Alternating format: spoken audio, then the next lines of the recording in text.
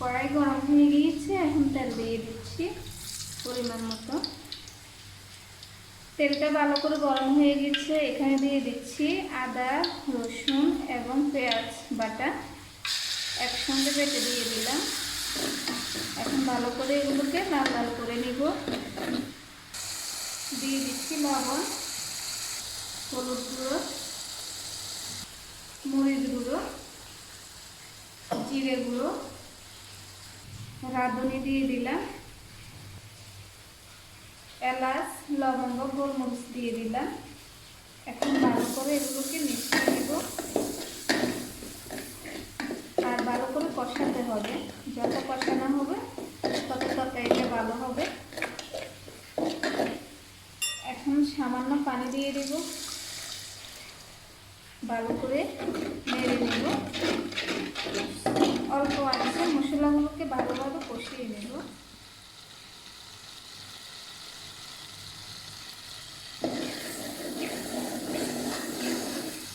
খুব সুন্দর কষানো হয়ে গিয়েছে, একদম উপরে তেলগুলো বেশি উঠেছে। তেল বেশি উঠলে বুঝতে হবে তরকারিটা বা মশলাটা কষানো হয়ে গিয়েছে। মুরগির মাংস দিয়ে দিচ্ছি। আজকে মাংসটা আমি কষিয়ে রান্না করব। মাংস দিয়ে দিলাম, মশলাটা মাংসের সঙ্গে কষিয়ে দিচ্ছি। কষিয়ে নেওয়া শেষ, এখন ডেকে রাখবো কিছুক্ষণের জন্য। মাংসটা কষানো হয়েছে, এখন ঢাকনাটা উঠিয়ে নিচ্ছি। খুব সুন্দরভাবে কষানো হয়ে গিয়েছে। এখন আলু দিয়ে দিব।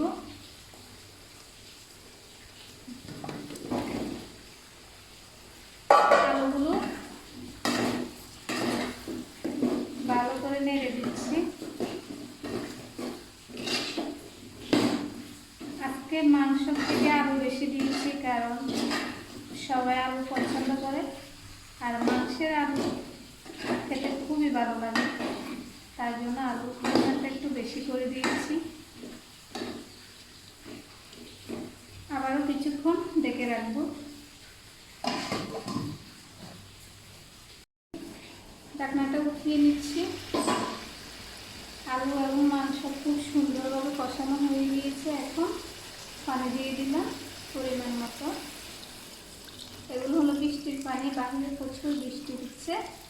বৃষ্টির পানি নিয়ে নিলাম। বৃষ্টির পানির তরকারি, ভাত, চা সব কিছু সুন্দর হয়। এখন ভালো করে নেড়ে দিয়ে আবারও ঢেকে রাখবো। অল্প আছে তরকারিটা রান্না করে নেব। তরকারিতে পানি দিয়ে দিলাম, এখন আবারও ঢেকে রাখবো। উঠিয়ে নিচ্ছি। খুব সুন্দর রান্না হচ্ছে। আলু এবং মাংস আর একটু হবে, এখনো আলু শক্ত শক্ত রয়েছে। আরও কিছুক্ষণ মাখা মাখা হলে নামিয়ে নেব। আর এইখানে আমি ভাত বসিয়ে দিয়েছি। ভাত এবং মাংস একসঙ্গে হচ্ছে।